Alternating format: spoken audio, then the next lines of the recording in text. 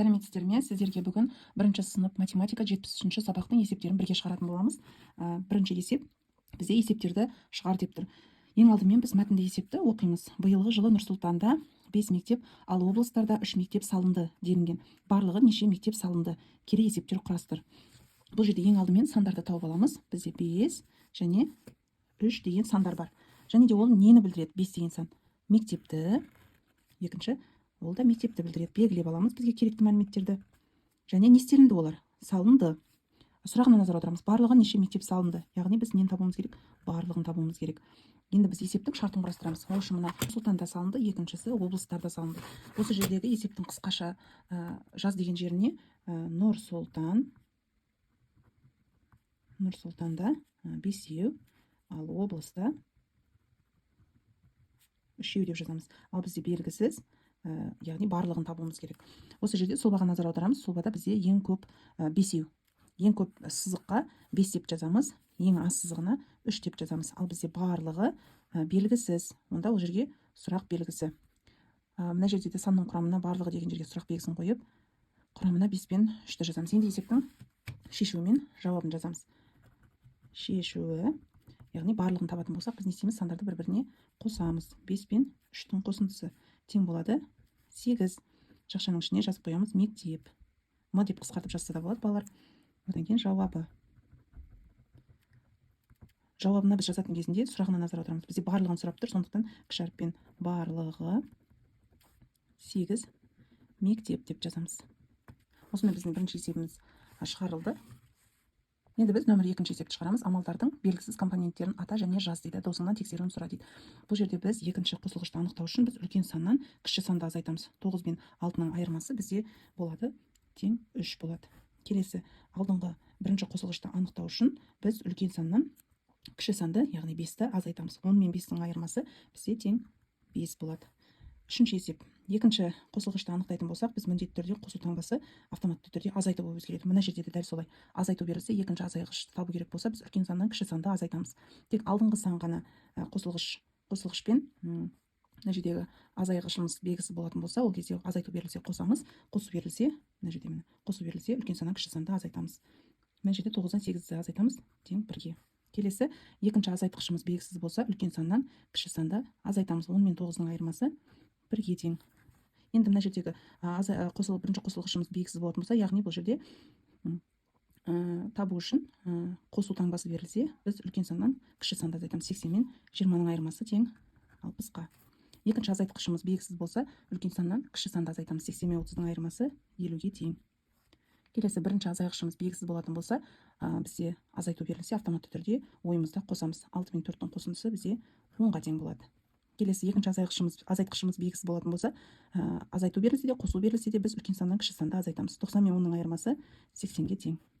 Енді бірінші азайғышымыз белгісіз болатын болса, азайту таңбасы берілсе, біз ойымызда автоматты түрде қосамыз. 80 мен 10-ның қосындысы 90-ға тең. Келесі бізде үшінші есеп. Есепке сәйкес қысқаша жазылуы мен сұлбасын таңда дейді, оны шығар дейді. Біз қазір мына мәтінді есепті оқимыз. Осыған сәйкес есептің қысқаша жазылуы мен сұлбасын табатын боламыз. Бізде қалада 50 гүлзар болды дейді. 30 гүлзар суарылды. Суарылмаған неше гүлзар қалды? Бұл жерде бағанағы сияқты белгілі санды тауып аламыз.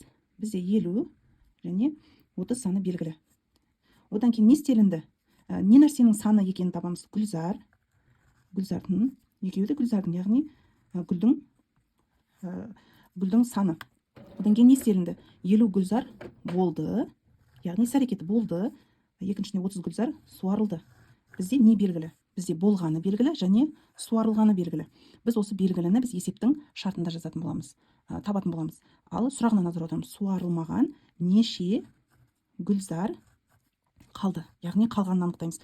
Қалғанын анықтау үшін біз не істейміз? Осы ережені есімізге түсіреміз. Қалғанын анықтау үшін біз үлкен саннан кіші санды азайтамыз, яғни 50-ден 30-ды. Осыны біз азайтпастан алдын есептің шартын тауып аламыз. Бізде болды, мінекей болды, 50 қысқартылған түрі және суарылды 30 гүлзар.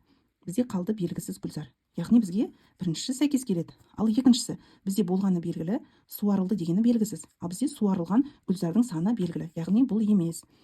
Үшінші болды дейді, белгісіз гүлзар, суарылды 30 гүлзар, қалды 20. Бізде болғаны яғни белгілі, ал қалғаны белгісіз. Бұл да емес. Сонда бізде бірінші сұлбамен қысқаша жазылуы дұрыс. Енді бұны шығарамыз. Біз шешуі де үлкен әріппен жазып, бізде қалғанын анықтайтын болсақ, не істейтін едік? Қалғанын анықтайтын болсақ, үлкен саннан кіші санды азайтатын едік. 50-ден 30-ды азайтқанда 20. Яғни математикалық тілде 50 мен 30-дың айырмасы 20-ға тең. Жақшаның ішіне Г, яғни Гүлзар деп жазып қоямыз. Келесі жауабы. Біз жауабын жазатын кезінде не жазамыз? Біз сұрағына назар аударамыз. Бізде қалғаны белгісіз болды. Яғни қалды деп кіші әріппен жазамыз. Қалды неше Гүлзар? 20 Гүлзар. Қалды 20 Гүлзар. Яғни суарылмаған 20 Гүлзар қалды. Осылай біздің есебіміздің шешумен жауабы шығады. Келесі бізде 4-ші есеп тапсырма. Саяхаттан оралған балалар фотосуреттерге арнап жақтау дайындамақшы болды. Бір жақтауға неше сантиметр тақтайша керек? Жақтау дегеніміз, яғни мына рамка, орысша айтқанда. Бізде бірінші жақтаудың бір жақтауы бір жағы, бір ағашы ұзындығы 20 сантиметр. Яғни біз жақтаусыз баламыз рамка. Бізде ұзындығы 20 сантиметр, астындағы ұзындығы 20 сантиметр болады. Ал екі шетіндегі тақтайшасы бізде неше болады? 10 сантиметр болады екеуі де. Өйткені қарама-қарсы қабырғалары әрқашан тең болады. Енді осы 20, 10-ды қосқан кезде бізде жауабы 60-қа, яғни 60 сантиметрге тең болады. Бізде сонда бір жақтауға неше сантиметр тақтайша керек? Сонда біздің бір рамкамызға 60 сантиметр тақтайша керек болады екен. Келесі бізде 5-ші тапсырма. Үйшіктерде шаршы жасыл, шеңбер қызыл және үшбұрыш сары тұрады деген мына үйшікті айтып тұр. Осы жерде біз берілген оқимыз.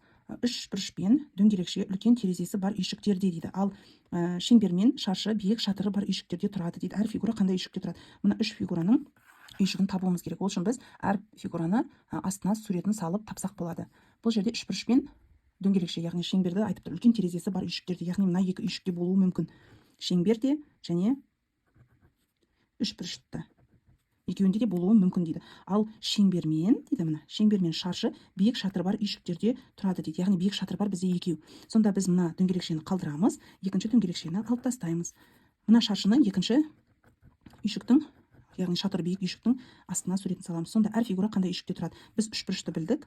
Ортасында қысқа терезелі және қысқа шатырлы үлкен терезелі болатынын. Ал мына бірінші үйшіктегі үлкен терезесі бар, үлкен шатыр бар жердегі үшбұрышты сызып тастаймыз. Сонда бізде шығады.